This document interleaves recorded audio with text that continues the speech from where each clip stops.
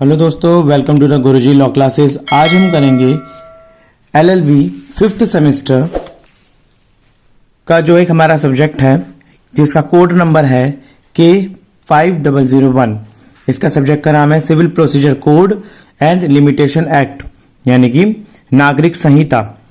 इसके अंदर मैं आपको इस वीडियो के अंदर आपको इंपॉर्टेंट क्वेश्चंस बताऊंगा, विद हिंदी नोट्स दूंगा। अगर आपको किसी भी स्टूडेंट को एलएलबी के किसी भी स्टूडेंट को, चाहे वो एलएलबी 3 इयर्स का हो, चाहे वो एलएलबी 3 इयर्स का हो, चाहे एलएलबी 5 इयर्स का हो, बीए एलएलबी का हो, किसी भी स्टूडेंट को नोट्स चाहिए, फ्री पीडीएफ चाहिए, तो प्लीज मेरे इस नंबर पर व्हाट्सएप करें। मेरी टीम आपको 3 दिन के अंदर आपको नोट्स प्रोवाइड कराएगी, हिंदी मीडियम के और इंग्लिश मीडियम के एज वेल। तो चलिए इस वीडियो के अंदर हम बात करेंगे कुछ इंपॉर्टेंट क्वेश्चंस की। मैं आपको इसके अंदर अपनी वीडियो में से पहले वाले वीडियोस में मेरे K5002 के सब्जेक्ट्स के कुछ इंपॉर्टेंट क्वेश्चंस डाल चुका हूं और आगे भी इंपॉर्टेंट क्वेश्चंस आते रहेंगे। अब मैं डाल रहा हूं K5001, जिस सब्जेक्ट का नाम है civil procedure code and limitation act के इंपॉर्टेंट क्वेश्चंस मैं आपको बता रहा हूं, क्योंकि अगले माह दिसंबर में 2024 में एलएलबी 5th सेमेस्टर की परीक्षाएं शुरू होने वाली हैं। और जिन स्टूडेंट्स ने अब तक ये नहीं पता कि पढ़ाई कहां से शुरू करें, कौन से इंपॉर्टेंट क्वेश्चंस आने वाले हैं, 5 इयर्स पढ़ें या क्या पढ़ें, तो उन स्टूडेंट्स के लिए मैंने कुछ इंपॉर्टेंट क्वेश्चंस निकाले हैं। आप इन्हीं क्वेश्चंस को पढ़ के चल रहे हैं, आप आराम से बढ़िया नंबर से पास हो जाएंगे। साफ लिखना है, बढ़िया लिखना है। चलिए बात करते हैं कुछ क्वेश्चंस की। पहला क्वेश्चन यहां पर है वैध प्रतिनिधि, जिसे लीगल रिप्रेजेंटेटिव भी कहा जाता है। लीगल रिप्रेजेंटेटिव का मतलब होता है दोस्तों कि कानूनी प्रतिनिधि का मतलब एक ऐसा व्यक्ति है जो कानून में मृत व्यक्ति की संपत्ति का प्रतिनिधि करता है। मतलब यदि कोई व्यक्ति मर जाता है और उसकी संपत्ति को लीडरशिप करने के लिए कोई भी व्यक्ति नहीं है, तो कोर्ट की तरफ से उस संपत्ति के लिए एक लीगल रिप्रेजेंटेटिव दिया जाता है, जिसे हम हिंदी में वैध प्रतिनिधि भी बोलते हैं। और इसमें कोई भी व्यक्ति शामिल हो सकता है, चाहे वो उसके परिवार का हो, चाहे वो उसके परिवार का ना हो, चाहे वो कोई समाज सेवी हो या कोई भी और।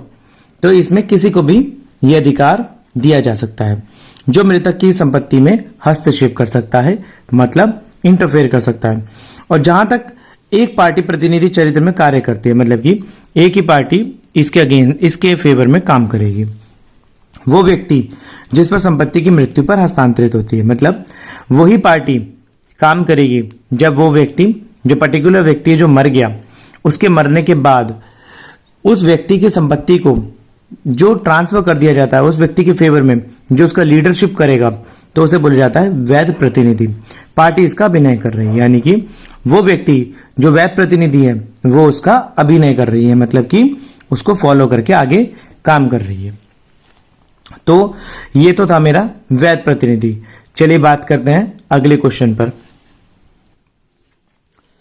दोस्तों अगला क्वेश्चन मेरे पास है चल संपत्ति। चल संपत्ति को इंग्लिश में बोलते हैं मूवेबल प्रॉपर्टी। नागरिक कानून प्रणाली यानी कि सिविल प्रोसीजर एक्ट कोड में व्यक्तिगत संपत्ति को अक्सर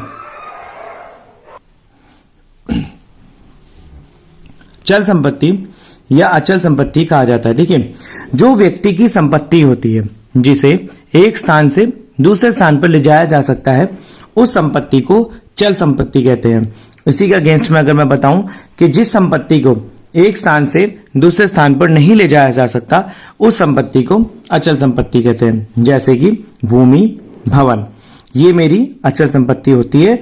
इनकी तुलना में जिन वस्तुओं को एक स्थान से दूसरे स्थान पर ले जाया जा सकता है उसे चल संपत्ति कहते हैं। तो स्टूडेंट्स, इस वीडियो के अंदर मैंने आपको 2 क्वेश्चंस कराए, वैध प्रतिनिधि और चल संपत्ति।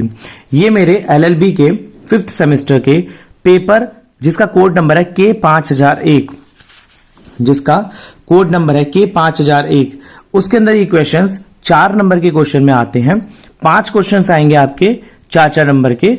20 नंबर का जो सेक्शन ए होता है उसके अंदर ये क्वेश्चंस आते हैं। स्टूडेंट्स, लिखना कैसे है, जितना लिखें साफ लिखें, सटीक लिखें। एक आधा आप अपनी तरफ से उसके फेवर में एग्जाम्पल डाल सकते हैं और आपके बढ़िया नंबर आएंगे। आप फालतू की बकवास ना लिखें। नीचे कई स्टूडेंट्स मैंने देखा पेपर करते हुए नीचे लाइन खींचते हैं, कृपया करके ऐसे काम ना करें, इससे टीचर के ऊपर गलत इंप्रेशन पड़ता है। आप सिंपल जिस तरीके से मैंने अपने नोट्स बनाए इसी तरीके से आप राइटिंग में ब्लैक कलर की हेडिंग डालकर नीचे ब्लू पेन से लिख सकते हैं, और यहां पर किसी और कलर के पेन से या फिर रेड कलर के पेन से भी आप इंग्लिश में भी लिख सकते हैं। सो स्टूडेंट्स, इस वीडियो में इतना ही। मिलते हैं एक अगली वीडियो में अगली नए क्वेश्चन के साथ। इजाजत दीजिए। अगर आपने मेरे चैनल को लाइक शेयर सब्सक्राइब नहीं करा है तो प्लीज कर लीजिए। तब तक के लिए धन्यवाद।